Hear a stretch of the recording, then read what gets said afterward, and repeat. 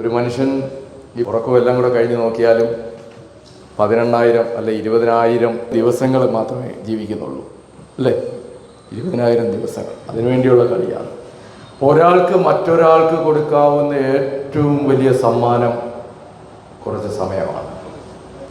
ഇന്ന് സ്വന്തം അച്ഛൻ മരിച്ചാൽ പോലും സമയം പോയി, പെട്ടെന്ന് സഞ്ചാരമെല്ലാം നടത്തിയിട്ട് എനിക്ക് അമേരിക്കയ്ക്ക് പോകണം, കാനഡയ്ക്ക് പോകണം എന്നും ചിന്തിക്കുന്ന മനുഷ്യർക്കിടയിൽ പറക്കോട് ഇത്രയും ആളുകൾ 13 വർഷം മുമ്പ് 2012 ജൂലൈ മാസം 3-ാം തീയതി ഈ ലോകത്തോട് വിട പറഞ്ഞ, പറക്കോട് നിന്ന് വിശ്വത്തോളം വളർന്ന വിശ്വമലയാളിയായി മാറിയ, ഒരുപക്ഷേ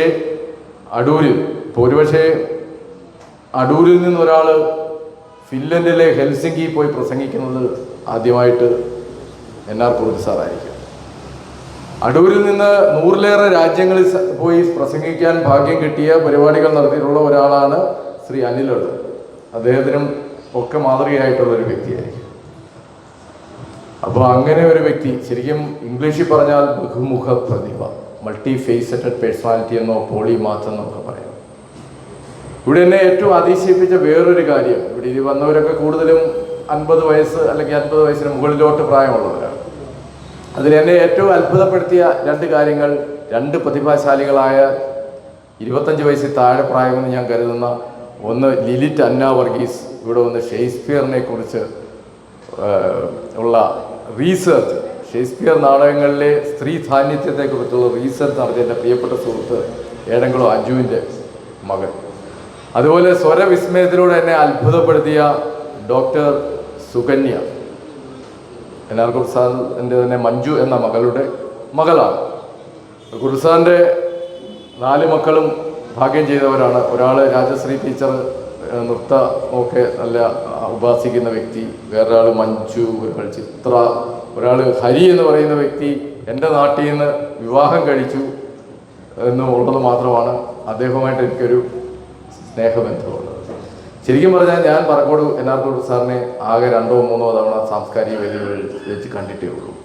പക്ഷേ ഞാൻ അദ്ദേഹത്തെക്കുറിച്ച് അറിയുന്നത് 1990 ചങ്ങനാശ്ശേരി SB കോളേജിൽ പഠിക്കുമ്പോൾ അവിടുത്തെ ലൈബ്രറികളിൽ ഇല്ലാത്ത പുസ്തകങ്ങളില്ല. അവിടെ ഞാൻ അന്വേഷിക്കുമ്പം M കൃഷ്ണൻ നായർ സാറിൻ്റെ സാഹിത്യ വാരഫലം എവിടെയാണ് ആദ്യം പ്രസിദ്ധീകരിച്ചത് എന്ന് നോക്കുമ്പോൾ മലയാള നാടെന്ന് പറഞ്ഞ വാരികയിലാണ്, കൊല്ലത്ത് നിന്ന് പ്രസിദ്ധീകരിക്കുന്ന മലയാള നാടിൽ. ആ മലയാള നാടിൻ്റെ പഴയ കോപ്പികളെല്ലാം അവിടെ ഫ്രെയിം ചെയ്ത് വെച്ചിട്ടുണ്ട്. ആ മലയാള നാടിൻ്റെ കോപ്പികൾ എടുത്ത് നോക്കുമ്പോൾ അന്നത്തെ പ്രീ ഡിഗ്രിക്ക് പഠിക്കുന്ന വിദ്യാർത്ഥിയായ എനിക്ക് എൻ്റെ നാടിനോടടുത്തുള്ള, ഞാൻ തട്ടക്കാരനാണ്, എൻ്റെ നാടിനോടടുത്തുള്ള പറക്കോട് എന്നുള്ള പേരിങ്ങനെ അതിനകത്ത് പലയിടത്തും പത്രാധിപ സമിതിയിലും സഹപത്രാധിപർ എന്നൊക്കെ കേൾക്കുന്നു. അപ്പോൾ ഞാൻ സ്വാഭാവികമായിട്ട് എനിക്ക് ആകാംക്ഷ തോന്നി, ഇതാരാണ്? അപ്പോഴാണ് നമ്മൾ മനസ്സിലാക്കുന്നത് മലയാള നാട് 60കളിലും 70കളിലും 80കളിലും ധർമ്മപുരാണം, OV വിജയൻ്റെ ധർമ്മപുരാണം മുതൽ M കൃഷ്ണൻ നായർ സാറിൻ്റെ സാഹിത്യവാരഫലം മുതൽ മഹാമനീഷികളായ പലരുടെയും രചനകൾ ആദ്യമായി അച്ചടി മഷി മുരണ്ട ഒരു പ്രസിദ്ധീകരണമാണ് മലയാള നാട്. മലയാള നാടെന്ന് കേൾക്കുമ്പോൾ തന്നെ ആളുകളുടെ മനസ്സിൽ SK നായർ എന്നുള്ള രൂപമേ ഉള്ളൂ. കാര്യം അദ്ദേഹം പത്രാധിപർ എന്നതിലപ്പുറത്തേക്ക് മുതലാളി എന്നാണ് അറിയപ്പെട്ടിരുന്നത്. അപ്പോൾ SK നായരാണ് കേരളത്തിൽ അക്കാലത്ത് ഏറ്റവും കൂടുതൽ സാഹിത്യകാരന്മാരെ സൃഷ്ടിച്ചത്. സത്യത്തിൽ SK നായർ, പിന്നീടാണ് ഞാൻ മനസ്സിലാക്കിയത്, SK നായർ ആദ്യം വായിക്കുന്നതിന് മുമ്പ് ഈ കുറുപ്പ് സാറ് വായിച്ചിട്ടാണ് പലപ്പോഴും SK നായരെ ഏൽപ്പിക്കുന്നത്. അല്ലെ കുറുപ്പ് സാറാണ് ഫൈനൽ ചിലപ്പോൾ തീരുമാനങ്ങൾ എടുക്കുന്നത്, ഇത് ആരുടെ രചന പ്രസിദ്ധീകരിക്കണമെന്ന്. അപ്പോൾ എഴുത്തുകാരൻ മാത്രമല്ല, നല്ലൊരു എഡിറ്റർ കൂടിയായിരുന്നു. ജനയുഗത്തിൻ്റെ പത്രാധിപർ കാമ്പിശ്ശേരിയുടെ കാലത്തേക്കാൾ കൂടുതൽ തെങ്ങമ്മ സാറിൻ്റെ കാലത്താണ് അദ്ദേഹം സഹപത്രാധിപരായിരുന്നതെന്നാണ് എനിക്ക് മനസ്സിലാക്കാൻ കഴിഞ്ഞത്. കാർട്ടൂണും ജനയുഗവും തമ്മിലുള്ള ബന്ധം എന്തെന്ന് ചോദിച്ചാൽ, മലയാളത്തിലെ ആദ്യത്തെ പോക്കറ്റ് കാർട്ടൂൺ കിട്ടുമ്മാൻ പ്രസിദ്ധീകരിച്ചത് ഈ നമ്മുടെ പറക്കോട് NR കുറുപ്പ് സാർ സഹപത്രാധിപരും തെങ്ങമ്മം ചേട്ടൻ പത്രാധിപരുമായിരിക്കുന്ന കാലത്താണ്. കാർട്ടൂണിൽ യേശുദാസൻ വരച്ച കിട്ടുമ്മാനാണ് മലയാളത്തിലെ ആദ്യത്തെ ലക്ഷണമൊത്ത പോക്കറ്റ് കാർട്ടൂൺ. അതിനൊക്കെ സാക്ഷ്യമായ വ്യക്തിത്വമാണ് എന്നുള്ളതാണ്. ഒരുപാട് എഴുത്തുകാരെ, അദ്ദേഹം സ്വയം എഴുതുക മാത്രമല്ല, ഒരുപാട് എഴുത്തുകാർക്ക് പ്രചോദനമായ മഹാമനുഷ്യൻ കൂടിയാണ് എന്നുള്ളതാണ്. സത്യം പറഞ്ഞാൽ അനേകായിരം മനുഷ്യരെ നമ്മൾ അറിയുക എന്ന് പറയുന്നത് അതാണ് culture. What's the briefest definition of culture? Culture is the concern for others. അവരനോടുള്ള കരുതലാണ് സംസ്കാരം. നമ്മൾ നമ്മുടെ വീട്ടിലെ കെട്ടിയോളും നമ്മുടെ വീട്ടിലെ പട്ടിയെ മാത്രമേ അറിയത്തുള്ളൂ, വേറൊന്നുമില്ല എന്ന് പറഞ്ഞാൽ എനിക്ക് ജീവിക്കാൻ പൈസയുണ്ട്, വലിയൊരു വീടുമുണ്ട്, മതിലുമുണ്ട്, എനിക്ക് ഒരുത്തനെ അറിയേണ്ട കാര്യമില്ല, സാഹിത്യകാരനെയൊക്കെ അറിഞ്ഞിട്ട് ഇപ്പോൾ എനിക്കെന്ത് ചെയ്യാനാണ്, ഞാൻ ഡോക്ടറാണ്, അല്ല ഞാൻ എഞ്ചിനീയറാണ്, എനിക്കിതൊന്നും അറിയേണ്ട കാര്യമില്ല എന്ന് പറഞ്ഞാൽ വല്ലാത്തൊരവസ്ഥയാണ്. ഈ കുറേ കാലം മുമ്പ് ഡോക്ടർ ബി ഇക്ബാൽ എന്നോട് പറഞ്ഞൊരു കഥയുണ്ട്. ആ കഥ ഇത്രയേ ഉള്ളൂ, കഥയല്ല, സത്യമാണ്. OV വിജയന് അസുഖമായി കിടക്കുന്നു, മരിക്കാറായി, ഏതാണ്ട് വലിയ അത്യാസന്ന നിലയിൽ കൊണ്ടുവരുന്നു എന്ന് പറഞ്ഞ് ഗവർണറുടെ ഓഫീസിൽ നിന്ന് വിളിക്കുന്നു, മുഖ്യമന്ത്രിയുടെ ഓഫീസിൽ നിന്ന് വിളിക്കുന്നു. അപ്പോൾ പ്രശസ്തനായ ഒരു ഡോക്ടറുടെ അടുത്തോട്ടാണ് ചെല്ലുന്നത്, ന്യൂറോളജിസ്റ്റിൻ്റെ അടുത്തോട്ടാണ്. അപ്പോൾ ഉടനെ ഈ ന്യൂറോളജിസ്റ്റ് ഡോക്ടർ ബി ഇക്ബാലിനെ വിളിച്ചിട്ട് ചോദിക്കുകയാണ്, എൻ്റെ സാറേ എവിടുന്നൊക്കെയാണ് കോള് വരുന്നത്? ഗവർണറുടെ ഓഫീസിൽ നിന്ന് വരുന്നു, മുഖ്യമന്ത്രിയുടെ ഓഫീസിൽ നിന്ന് വരുന്നു, ആരാ ഈ OV വിജയൻ, ഗവർണറാണോ മുഖ്യമന്ത്രിയാണോ എന്ന് ചോദിക്കുന്ന ഒരു അവസ്ഥയുന്നുണ്ട്. നമ്മളിപ്പോൾ പല മേഖലയിലെയും പ്രൊഫഷണലിസ്റ്റ് എന്ന് പറയുന്ന ആളുകളെ സമീപിച്ചാൽ അവർക്ക് അവരുടെ പ്രൊഫഷനെ കുറിച്ചല്ലാതെ ഒന്നും അറിയില്ല. അവിടെയാണ് culture is the concern for others. ഓരോ എക്സ്പീരിയൻസ്ഡ് പേഴ്സണും ഒരു ബുക്ക് ഓഫ് നോളജാണ്, അവരെ അറിയാൻ ശ്രമിക്കണം. ഇപ്പോൾ NR കുറുപ്പ് സാർ എന്ന് പറഞ്ഞാൽ എൻ്റെ മനസ്സിൽ കിടക്കുന്ന 1932 ജനിച്ച വ്യക്തിയാണ്. സെപ്റ്റംബർ മാസം 18-ാം തീയതിയാണ് അദ്ദേഹം ജനിച്ചത്. സെപ്റ്റംബർ 18 എന്ന് പറഞ്ഞാൽ ലോക മുള്ള ദിനമാണ്, ബാംബു ഡേ ആണ്. 1932 എന്ന് പറഞ്ഞാൽ എൻ്റെ മനസ്സിലേക്ക് ആദ്യമേ ഓർമ്മ വരുന്നത് ഡോക്ടർ മൻമോഹൻ സിംഗ് ജനിച്ചത് 1932 സെപ്റ്റംബർ മാസം 26-ാം തീയതിയാണ്. അപ്പോൾ അതേ സെപ്റ്റംബർ മാസം തന്നെയാണ് മൻമോഹൻ സിംഗിനേക്കാൾ ഏതാനും ദിവസങ്ങൾക്ക് മുമ്പ് ജനിച്ച ആളാണ് എന്നാണ് ഞാൻ മനസ്സിലാക്കുന്നത്. 1932 എന്ന് പറഞ്ഞാൽ 3-ാം വട്ടമേശ സമ്മേളനം നടന്നത് 1932 രണ്ടാം വട്ടമേശ സമ്മേളനം 1931 നടന്നത്. അതിൽ മാത്രമാണ് ഗാന്ധിജി പങ്കെടുത്തത്. 1932 3-ാം വട്ടമേശ സമ്മേളനം, അവസാന വട്ടമേശ സമ്മേളനം നടന്ന അതേ വർഷം തന്നെയാണ് കുറുപ്പ് സാർ ജനിച്ചത്. കുറുപ്പ് സാർ ഓർമ്മയായത് ജൂലൈ മാസം 3-ാം തീയതി. ജൂലൈ 3 എന്ന് പറയുമ്പോൾ പലപ്പോഴും എൻ്റെ മനസ്സിലേക്ക് ഓടി വന്നിരുന്നത് അടൂർ ഗോപാലകൃഷ്ണന്റെ ജന്മദിനം എന്നുള്ളത് മാത്രമായിരുന്നു. 1941 ജൂലൈ മാസം 3-ാം തീയതി ജനിച്ച് ലോകത്തോളം വളർന്ന ദാദാ സാഹേബ് ഫാൽക്കെ പുരസ്കാരം കിട്ടിയ വ്യക്തിയാണ് അടൂർ ഗോപാലകൃഷ്ണൻ. ഇന്ത്യയിലെ ഏറ്റവും വലിയ സിനിമാ പുരസ്കാരം എന്ന് പറയുന്നത് ഫാൽക്കെ പുരസ്കാരമാണ്. ഫാൽക്കെ 1913 രാജ ഹരിശ്ചന്ദ്ര എന്ന് പറയുന്ന സിനിമയാണ് ഇന്ത്യയിലെ ആദ്യത്തെ ലക്ഷണമൊത്ത സിനിമ എന്ന് പറയുന്നത്. ഇതാ പിന്നെ സിനിമയുമായി ബന്ധപ്പെട്ട ABCDയുടെയൊക്കെ കഥ എഴുതിയ നവീൻ ഭാസ്കറിന്റെ അച്ഛനായിട്ടുള്ള ലക്ഷ്മി മംഗലത്ത് സാർ ഇരിപ്പുണ്ട്. അപ്പോൾ ഞാനിങ്ങനെ പറഞ്ഞു പോയ ഒരുപാട് കാര്യങ്ങൾ പറഞ്ഞു പോകും, അതുകൊണ്ട് ഞാൻ കൂടുതലായി പറയുന്നില്ല. ഏതായാലും ഹെൽസിങ്കിയിൽ പോയി ഒരുപക്ഷെ പറക്കോട് നിന്ന് പ്രസംഗിച്ച വ്യക്തി, പറക്കോട് എന്ന നാടിനെ കുറിച്ച് കേൾക്കുമ്പോൾ 4 പേരുടെ പേരുകളാണ് എൻ്റെ മനസ്സിലുള്ളത്. ഒന്നാമതായി പറക്കോട് NR കുറുപ്പ് സാറ്. ഞാൻ പറഞ്ഞ കവിയാണോ? കവിയാണ്. പത്രാധിപരാണോ? പത്രാധിപരാണ്. ലോകസഞ്ചാരിയാണോ? ലോകസഞ്ചാരിയാണ്. എന്താണ് അല്ലാത്തത്? ബാലസാഹിത്യ ഇൻസ്റ്റിറ്റ്യൂട്ടിൻ്റെ അസിസ്റ്റന്റ് എഡിറ്ററായിരുന്നു, സർവ്വവിജ്ഞാനകോശത്തിൻ്റെ അസിസ്റ്റന്റ് എഡിറ്ററായിരുന്നു, യുവകലാ സാഹിത്യയുടെ ആദ്യത്തെ പ്രസിഡന്റായിരുന്നു. എന്താണ് അല്ലാത്തത് എന്നാണ് ചോദിക്കേണ്ടത്. പോളിമാത്തായിട്ടുള്ള തികച്ചും ബഹുമുഖ പ്രതിഭയായിട്ടുള്ള പത്തനംതിട്ട ജില്ലക്കാരനാണ് NR കുറുപ്പ് സാർ. ആ ബഹുമുഖ പ്രതിഭയെ തിരിച്ചറിയാനുള്ള അവസരമാണ് ഇവിടെ. ഇപ്പോൾ 10,000-കണക്കിന് ആളുകൾ ചിലപ്പം കൂടുമായിരിക്കും. പല പ്രോഗ്രാമിലും 10,000-കണക്കിന് ആളുകൾ കൂടുന്ന ഒരു അക്ഷമരായാൽ ഒരു ഗസ്റ്റ് വരാൻ താമസിച്ചാൽ ചെളിവാരിയേറിയും സ്റ്റേജ് തന്നെ തല്ലിപ്പൊട്ടിക്കും. പക്ഷെ ഇവിടെ ഇരിക്കുന്നവർ എന്ന് പറഞ്ഞാൽ ലക്ഷം മാനവരുണ്ടെന്നാലും ലക്ഷണമൊത്തവർ 1 or 2. ഇവിടെ ഇരിക്കുന്നവർ മനനം ചെയ്യുന്ന മനുഷ്യരാണ്. ശരിക്കും മനുഷ്യർ എന്ന് പറഞ്ഞാൽ മനനം ചെയ്യുന്നവരാണ്, ചിന്തനയുള്ളവരാണ്. അവരെ ചിന്തിപ്പിക്കുന്നവരാണ് എഴുത്തുകാർ. ആ ചിന്തിപ്പിക്കുന്ന എഴുത്തുകാർ, പണ്ടൊക്കെ മലയാളി ഏറ്റവും കൂടുതൽ അംഗീകരിച്ചിരുന്നത് ധിഷണാശാലികളായിരുന്നു. NR കുറുപ്പ് സാറിനെ പോലെയുള്ള ധിഷണാശാലികളോട് നമുക്ക് വലിയ ആദരവ് തോന്നുന്നത് അതുകൊണ്ടാണ്. ഇപ്പോൾ ഒരു സംവിധായകൻ വിചാരിച്ചാൽ ഏതൊരാളെ, ഇവിടെ ഇരിക്കുന്ന ഏതൊരാളെയും ഇന്നോ നാളെയോ സീരിയൽ നടനോ നടിയോ ആക്കാം. അല്ലെങ്കിൽ ഒരു യൂട്യൂബർ ആകുക എന്ന് പറഞ്ഞാൽ നിസ്സാരമായ ഒരു കാര്യമാണ്. പക്ഷെ ഇന്ന് ആ രീതിയിലൊക്കെയാണ് ആളുകൾ അറിയപ്പെടാൻ ശ്രമിക്കുന്നത്.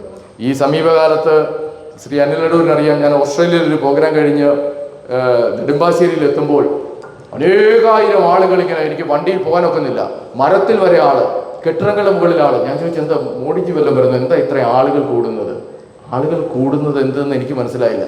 അപ്പോൾ അവർ പറഞ്ഞു, സാർ അറിഞ്ഞില്ലേ സണ്ണി ലിയോണി വരുന്നത്? ഞാൻ ചോദിച്ചു ആര്?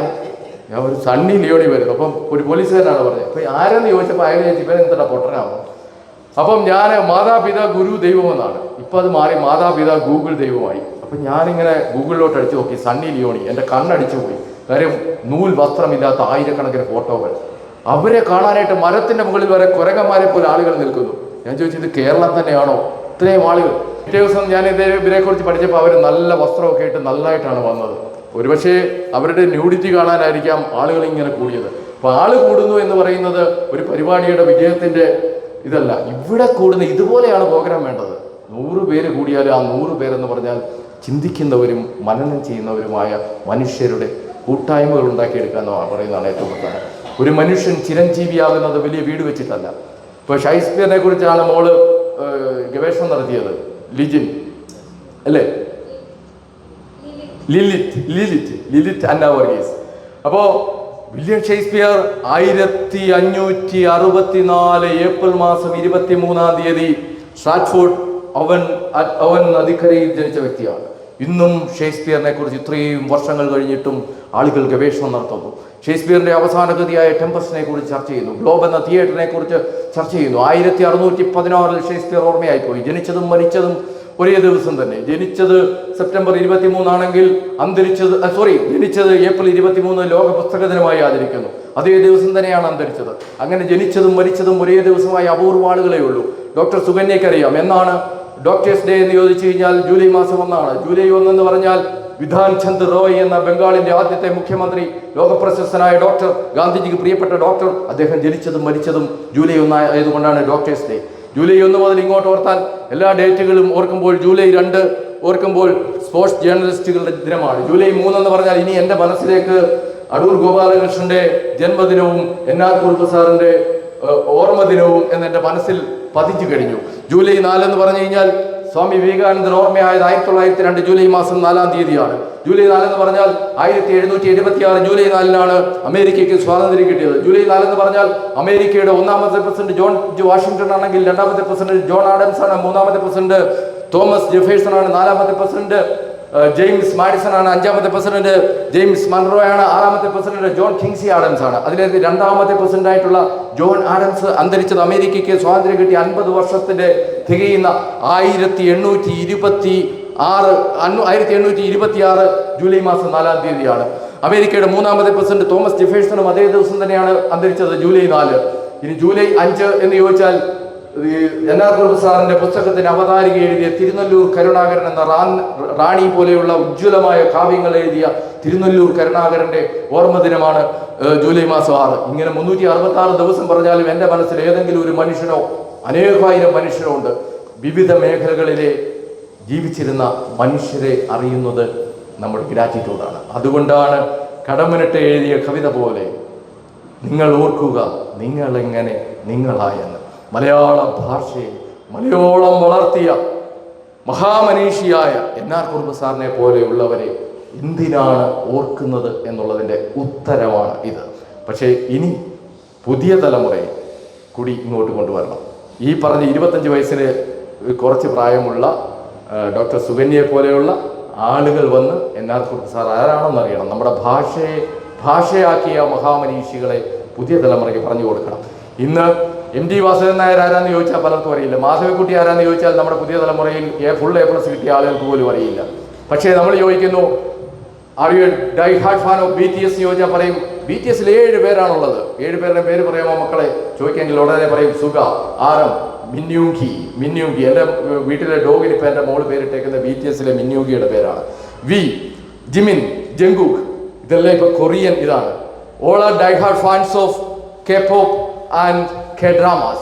അങ്ങനെ കൊറിയയിലേക്ക് നോക്കിയിരിക്കുന്ന മനുഷ്യരായി നമ്മൾ മാറുന്നു.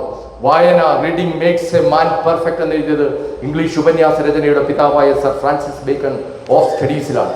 Reading makes a man perfect. നിങ്ങൾക്ക് അറിവ് കിട്ടാൻ TV ഇല്ലേ എന്ന് ചോദിച്ചാൽ വായിക്കുമ്പോൾ കിട്ടുന്ന ഇമാജിനേഷൻ. ഇപ്പൊ ഹെൽസിങ്കിയിലൂടെ അദ്ദേഹം പോയ കാര്യം വായിക്കുമ്പോൾ ഹെൽസിങ്കി നമ്മുടെ മനസ്സിൽ പതിയും. സ്കാൻഡിനേവിയൻ കൺട്രിയാണ്. ആ ഹെൽസിങ്കി ഫിൻലൻഡിലെ തലസ്ഥാനമാണ്. ഹെൽസിങ്കിയെക്കുറിച്ച് NR കുറുപ്പ് സാർ എഴുതുന്നത് വായിക്കുമ്പോൾ നമ്മുടെ മനസ്സിൽ സിനിമ കാണുന്നതിനേക്കാൾ കൂടുതൽ നമ്മുടെ മനസ്സിന് ഇമാജിനേഷൻ കിട്ടും. ലോകത്തെ ഏറ്റവും പ്രധാനമായ കാര്യം ഇമാജിനേഷനാണ് എന്ന് പറഞ്ഞുകൊണ്ട് എന്നെ കേട്ട എല്ലാവർക്കും എൻ്റെ സ്നേഹം. കർപ്പൂര ദീപങ്ങളാകട്ടെ കണ്ണുകൾ, കസ്തൂരി പോലെ മണക്കട്ടെ വാക്കുകൾ. കർപ്പൂര ദീപങ്ങളാകട്ടെ കണ്ണുകൾ, കസ്തൂരി പോലെ മണക്കട്ടെ വാക്കുകൾ. പറക്കോട് എന്നുള്ള പേര് ഏറ്റവും കൂടുതൽ പ്രശസ്തിയിലെത്തിച്ചത് ശബ്ദവിസ്മയമായിട്ടുള്ള മറ്റൊരു ശബ്ദവിസ്മയം ശ്രീ പറക്കോട് ഉണ്ണികൃഷ്ണൻ. അദ്ദേഹത്തെ കേൾക്കുന്നത് തന്നെ വലിയ ആനന്ദമാണ്. പിന്നെ ഇന്നലെ പറക്കോട് പ്രതാപചന്ദ്രൻ അദ്ദേഹത്തിന്റെ ഓർമ്മ ദിവസവും അത് കണ്ടു. പിന്നെ എന്നെ ഞെട്ടിച്ച ഒരു ആർട്ടിസ്റ്റാണ് സതി പറക്കോട് എന്ന പേരിൽ ഇപ്പോൾ സതീഷ് ദർശന വികാസ് എന്നാണ്. അദ്ദേഹത്തിനും എൻ്റെ സ്നേഹം. പറക്കോട് എന്ന പേര് PSC പരീക്ഷ ഏറ്റവും കൂടുതൽ ചോദിച്ചിട്ടുള്ള വേറൊരു കാര്യം കൂടിയുണ്ട്. അനന്തരാമപുരം ചന്ത എവിടെയാണെന്ന്. കേരളത്തിലെ രണ്ടാമത്തെ വലിയ ചന്തയായിരുന്നു അനന്തരാമപുരം ചന്ത എന്നും ഓർമ്മപ്പെടുത്തുന്നു.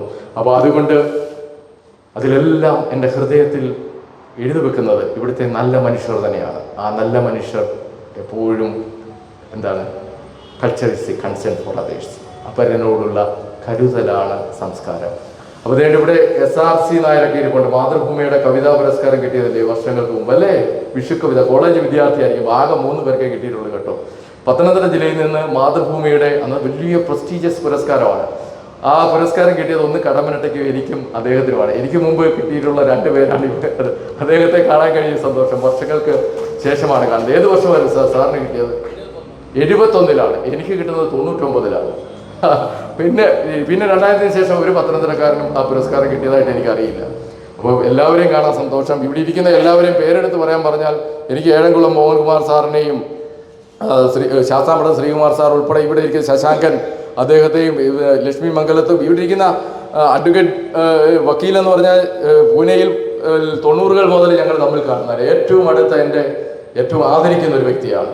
അപ്പോൾ ഇദ്ദേഹത്തിൻ്റെ മരുമകനായത് ഏറ്റവും എനിക്ക് സ്നേഹമുള്ളൊരു കാര്യം. എല്ലാവരുടെയും പേരെടുത്ത് പറയാനാണെങ്കിൽ ശ്രീ അനിൽ അടൂര് വിളിച്ചത് കാരണമാണ് ഞാനിവിടെ വരുന്നത്. തേരകത്ത് മണിച്ചേട്ടൻ എത്രയോ വേദികൾ എനിക്ക് തന്ന വ്യക്തിയാണ്. ശ്രീ മണക്കാല ഗോപാലകൃഷ്ണൻ സാർ എന്നാ ജനിച്ചതെന്ന് ചോദിച്ചാൽ പോലും എനിക്കറിയാം. 1965 ജൂലൈ മാസം 18-നാണ് അദ്ദേഹം ജനിച്ചത് യഥാർത്ഥ ജന്മദിനം. പക്ഷേ ഡേറ്റ് സർവീസ് ബുക്കിൽ നോക്കിയാൽ ഫെബ്രുവരി 22 കാണുന്നത്. ശരിയല്ലേ? ഫെബ്രുവരി 22 സർവീസ് ബുക്ക്. 1965 ഫെബ്രുവരി 22 അല്ലേ? അതെ, ഫെബ്രുവരി 22 എന്ന് പറഞ്ഞാൽ ജോർജ് വാഷിങ്ടൺ, അമേരിക്കയുടെ 1ാമത്തെ പ്രസിഡന്റ് ജോർജ് വാഷിങ്ടന്റെ ജന്മദിനം കൂടിയാണ്. ജൂലൈ 18 എന്ന് പറഞ്ഞു കഴിഞ്ഞാൽ ഉമ്മൻചാണ്ടി അന്തരിച്ച ദിവസം കൂടിയാണ് അല്ലേ? ഓക്കെ. അപ്പോൾ ഏതായാലും പറക്കോട് NR കുറുപ്പ് സാറിൻ്റെ ജീവചരിത്രം മുഴുവൻ എൻ്റെ മനസ്സിലുണ്ട്.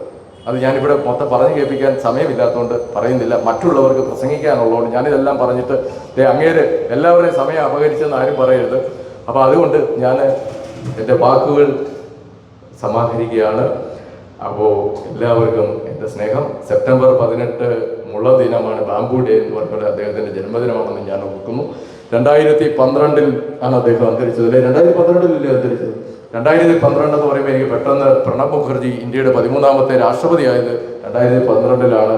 അതുപോലെ NR കുറുപ്പ് സാർ അന്തരിച്ച വർഷം തന്നെയാണ് എന്ന് ഓർത്തുകൊണ്ട് ഒരിക്കലും എൻ്റെ മനസ്സിൽ നിന്ന് ഒരു വ്യക്തിയെ പഠിച്ചു കഴിഞ്ഞാൽ മാഞ്ഞു പോകില്ല. കാര്യം അത് കൾച്ചർ. വീണ്ടും ആവർത്തിക്കുന്നു, culture is a concern for others.